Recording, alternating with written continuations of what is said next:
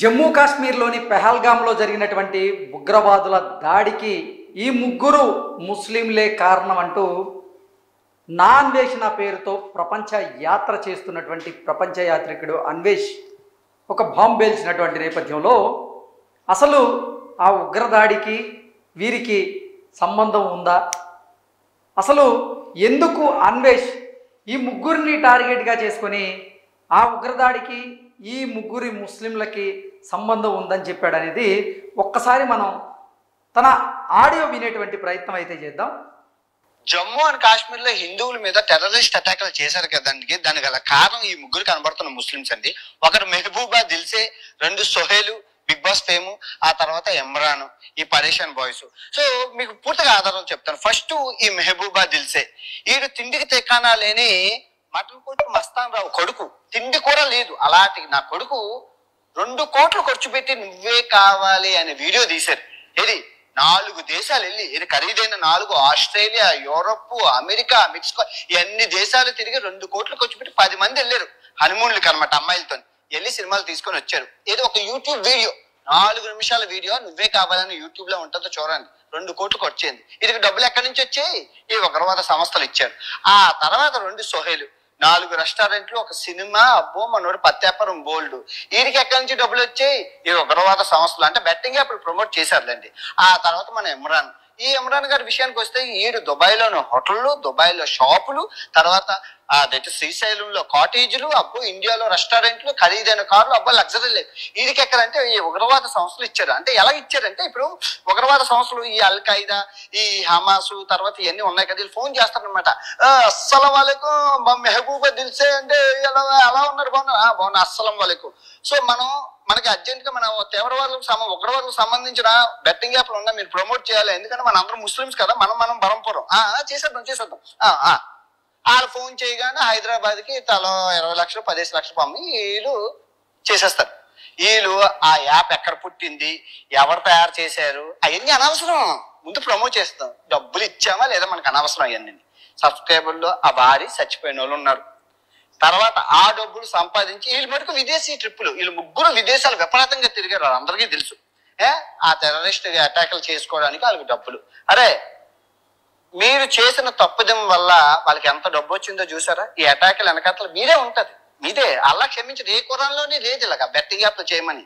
ముస్లింలు చెరబుట్టారు. అదే నేనే ముస్లిం అనుకో, మిమ్మల్ని కాల్చి పారేస్తాను రోడ్ల మీద, పిలుస్తాను, ప్యాక్ కోసేస్తాను. నేను ముస్లిం అయితే అలా చేస్తాను. మీరు అలా ఇక్కడ మిమ్మల్ని అలాగ అన్నందుకే మీరు ఫీల్ అయితే పిచ్చి పిచ్చి అతి లేని గోత్రం లేని యాప్లు ప్రమోట్ చేసి ఎన్నో మంది ప్రాణాలకి కారణమై వీలే కదా. హర్ష సాయి, భయ్య సన్ని యాదవ్, ఇంకా చాలా మంది ఉన్నారు.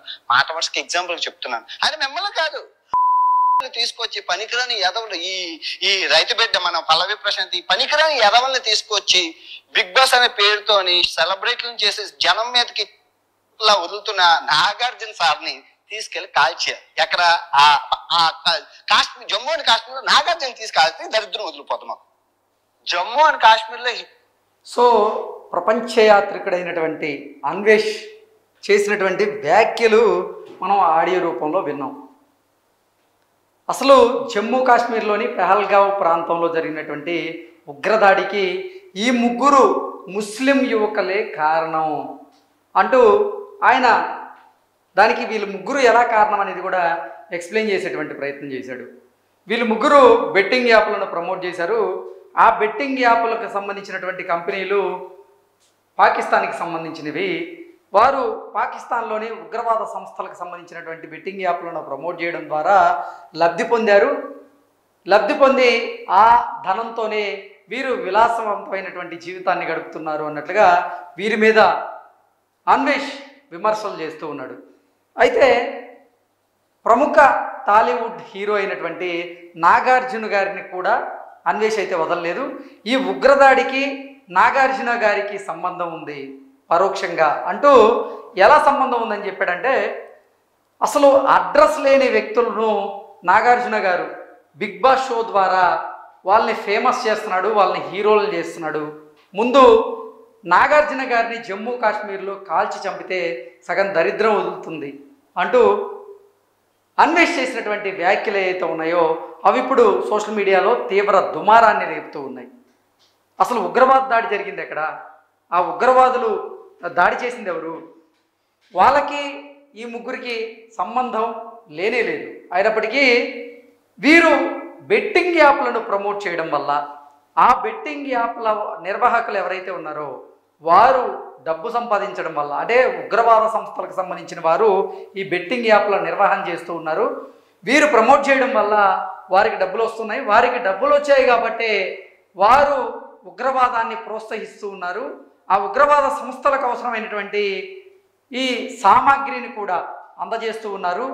కాబట్టి పరోక్షంగా ఆ ఉగ్రదాడికి ఈ ముగ్గురు ముస్లిం యువకులే కారణం అంటూ దిల్సే మెహబూబాని, సోహైల్ని, ఇటు ఇమ్రాన్ ఖాన్ని, వీరు ముగ్గురిని ఉద్దేశించి విమర్శలు చేశారు. దిల్సే మెహబూబా ఈ మధ్య కాలంలో నువ్వే కావాలి అనేటువంటి ఒక పాటని ఆయన యూట్యూబ్లో విడుదల చేశాడు. ఆ పాట కోసం కొన్ని దేశాల్లో ఆయన పర్యటన చేశాడు. ఆ పాట కోసం కేవలంగా 2 కోట్ల రూపాయలు ఖర్చు పెట్టాడు. ఆ 2 కోట్ల రూపాయలు ఎక్కడి నుంచి వచ్చాయి? ఈయన బెట్టింగ్ యాప్లను ప్రమోట్ చేశాడు, ఉగ్రవాద సంస్థల ద్వారా ఈయనకి ఆ డబ్బు వచ్చాయి అంటూ అన్వేష్ మెహబూబ్ మీద ఆరోపణలు చేస్తూ ఉన్నారు. ఇకపోతే సోహెల్ కూడా బెట్టింగ్ యాప్లను ప్రమోట్ చేయడం వల్ల, అలాగే కొన్ని సినిమాలు తీయడం వల్ల కూడా అతనికి డబ్బులు వచ్చాయి. అతను కూడా ఈ ఉగ్రదాడిలో పరోక్షంగా పాత్ర ఉంది అన్నట్టుగా సోహెల్ మీద కూడా ఆరోపణలు చేస్తున్నాడు, విమర్శలు చేస్తున్నాడు. ఇకపోతే ఇమ్రాన్ ఖాన్, ఇతనికి దుబాయ్లో కొన్ని హోటల్స్ ఉన్నాయి, శ్రీశైలంలో కొన్ని కాటేజెస్ ఉన్నాయి. ఇవన్నీ కూడా బెట్టింగ్ యాప్ల ద్వారా వచ్చినటువంటి ధనంతోనే ఆయన విలాసవంతమైన జీవితాన్ని గడుపుతూ ఈ బిజినెస్లన్నీ చేస్తున్నారు. అసలు ఉగ్రవాదుల దగ్గర నుంచి వీళ్ళకి డబ్బులు వస్తూ ఉన్నాయి, ఆర్థిక లాభాన్ని పొందుతున్నారు అన్నట్లుగా అన్వేష్ ఈ ముగ్గురి మీద కూడా తీవ్రమైనటువంటి విమర్శలు చేశారు. వీరితో పాటుగా ఇటువంటి వారిని, అంటే ఆయన దృష్టిలో, అన్వేష్ దృష్టిలో అడ్రస్ లేని వారిని కూడా బిగ్ బాస్ షోలోకి తీసుకువెళ్ళి అక్కడ వీరిని హీరోలను చేస్తున్నారు, వీరి క్రేజ్ని పెంచుతున్నారు, దానివల్ల వీరు అడ్డగోలుగా వ్యవహరిస్తున్నారు అన్నట్టుగా అన్వేష్ వీరి మీద అంటే ఆరోపణలు చేస్తూ నాగార్జున గారిని కూడా జమ్మూ కాశ్మీర్లో కాల్చి పరేయండి, సగం దరిద్రం వదిలిపోద్ది అన్నట్లుగా అన్వేష్ చేస్తున్నటువంటి వ్యాఖ్యలు ఏవైతే ఉన్నాయో అది నిజంగా దుమారాన్ని అయితే రేపుతూ ఉన్నాయి. ఇప్పటికీ అంటే ఈ ముగ్గురి ముస్లిం యువకుల మీద అన్వేష్ ఆరోపణలు విమర్శలు చేస్తున్నప్పటికీ ఈ ముగ్గురి వైపు నుంచి మాత్రం ఇప్పటి వరకు స్పందించలేదు, అంటే స్పందన లేదు.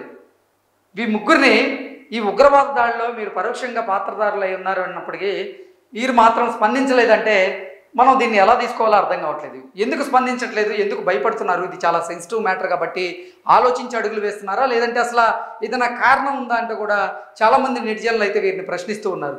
కారణం కూడా లేకపోలేదు, ఎందుకంటే ఉగ్రదాడి అనేది చాలా చాలా సీరియస్గా తీసుకుంది భారత ప్రభుత్వం. ఆ ఉగ్రదాడికి ఈ ముగ్గురికి సంబంధం ఉందని అన్వేష్ ఆరోపణలు చేస్తే ఈ ముగ్గురు ఎలా చూస్తూ ఊరుకుంటారు? మాకు సంబంధం లేదు, అసలు ఆ ఉగ్రదాడిలో మా ప్రమేయమే లేదని చెప్పాల్సిన బాధ్యత ఈ ముగ్గురు మీద ఉంది కదా. మరి వీరెందుకు బయటికి రావట్లేదు? అన్వేష్ చేసినటువంటి ఆరోపణలు వీరెందుకు ఖండించడం లేదంటూ కూడా నెటిజన్లు వీరిని ప్రశ్నించేటువంటి పరిస్థితి అయితే ఉంది. మీరు నిజంగా ఉగ్రవాదులా, లేదంటే ఉగ్ర దాడికి పాల్పడిన వారికి మీరేమన్నా సహాయ సహకారాలు అందించారా అంటూ కూడా నెటిజన్లు ఈ ముగ్గురిని ప్రశ్నిస్తూ ఉన్నారు. ఇప్పటికైనా సరే ఈ ముగ్గురు బయటకు వచ్చి ఆ ఉగ్రదాడికి మాకు పరోక్షంగా కూడా సంబంధం లేదని ఒక క్లారిటీ ఇచ్చేటువంటి ప్రయత్నం చేస్తే బాగుంటుంది. నిజంగా ఆ ఉగ్రదాడికి ముగ్గురికి సంబంధం ఉందని అయితే ఎవరు భావించట్లేదు. అన్వేష్ ఏదో ఆరోపణలు చేశాడు. ఇప్పుడు బెట్టింగ్ యాప్లను ప్రమోట్ చేస్తున్నటువంటి సోషల్ మీడియా ఇన్ఫ్లుయెన్సర్ల మీద అన్వేష్ పోరాటం చేస్తున్నాడు, దానికి మనం మద్దతు ఇచ్చి తీరాల్సిందే. కానీ ఆ పోరాటంలో భాగంగా ఎవరిని పడితే వారిని నోటికొచ్చినట్లుగా మాట్లాడడం కూడా సరైనటువంటి విధానం కాదంటూ అన్వేషణను కూడా కొంతమంది నెటిజన్లు అయితే ప్రశ్నిస్తూ ఉన్నారు. అయితే అది పక్కన పెడితే మాత్రం అసలు ఈ ఉగ్రదాడికి ఈ ముగ్గురికి సంబంధం లేదు కదా, వీరికి ఎందుకు ఆ దాడిని ఆపాదిస్తున్నారంటూ కొంతమంది నెటిజన్లేమో వీరికి మద్దతు తెలిపేందుకు ప్రయత్నం చేస్తూ ఉంటే మరికొంతమంది నెటిజన్లు మాత్రం వీరిని ప్రశ్నిస్తూ ఉన్నారు. ఉగ్రదాడికి మీకు సంబంధం లేనప్పుడు మీరు బయటికి ఎందుకు రావట్లేదు, ఎందుకు మీరు ఆ ఆరోపణలు ఖండించడం లేదు అంటూ వీరినైతే ప్రశ్నిస్తూ ఉన్నారు. ఇప్పటికైనా సరే ఈ ముగ్గురు బయటికి రావాలి, వీరు ఒక క్లారిటీ అయితే ఇవ్వాలి. ఇక యువ సామ్రాట్ నాగార్జునగా పిలువబడేటువంటి రవి, అతను కూడా ఈ నాన్ వెజ్ చేస్తున్నటువంటి ఆరోపణలు ఏవైతే ఉన్నాయో, విమర్శలు ఏవైతే ఉన్నాయో వాటిలో వాస్తవాలు లేవంటూ కూడా ఆయన బయటకు వచ్చి ఓ పోరాటం చేసేటువంటి ప్రయత్నం చేస్తూ ఉన్నాడు. ఏది ఏమైనప్పటికీ మాత్రం ఈ ఆరోపణలు విమర్శలు ఎదుర్కొంటున్న వారు మాత్రం నాన్ వెజ్ ఆరోపణలకి కమెంట్స్కి వారు బదులు ఇవ్వాల్సినటువంటి అవసరం అయితే ఎంత ఉంది. Thank you so much.